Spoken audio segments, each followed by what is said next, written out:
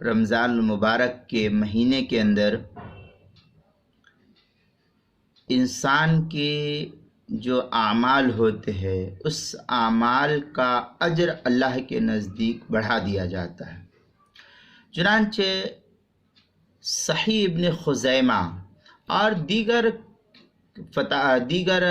کتب کے اندر، حدیث کی جو کتابیں ہیں مشکات وغیرہ کے اندر، ایک واقعہ ایک حدیث اس طریقے سے ملتی ہے کہ رمضان المبارک میں روزے دار کی جو عبادت ہوتی ہے اس کی عبادت کے اجر کو اللہ تعالیٰ بڑھا دیتا ہے، اور اس کے اجر کو اس قدر بڑھا دیا جاتا ہے جس قدر اللہ چاہتا ہے۔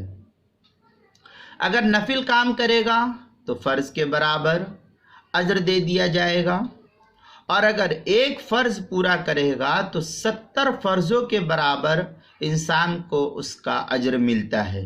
اس لیے رمضان مبارک میں خوب اہتمام سے ہم کو روزہ اور دیگر عبادات کے کرنے کی اور اسی طریقے سے فرض نمازوں کے پڑھنے کا اہتمام کرنا چاہیے۔ اللہ تعالی ہم سب کو خوب اہتمام کے ساتھ روزے اور تراویح اور فرائض اور دیگر جو ہے عبادات کے کرنے کی توفیق عطا فرمائے، آمین۔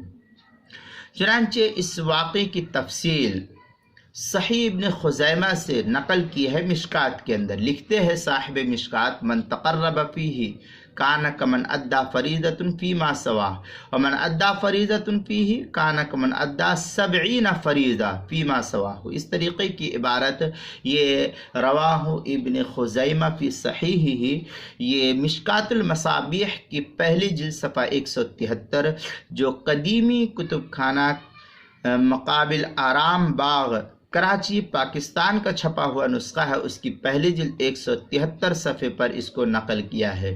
اسی طریقے سے روزے کے مسائل کا انسائکلوپیڈیا اس کی صفحہ 29 پر بھی اس کو نقل کیا ہے، اجر میں اضافہ، یہ عنوان ہے، آپ یہاں بھی دیکھ سکتے ہیں۔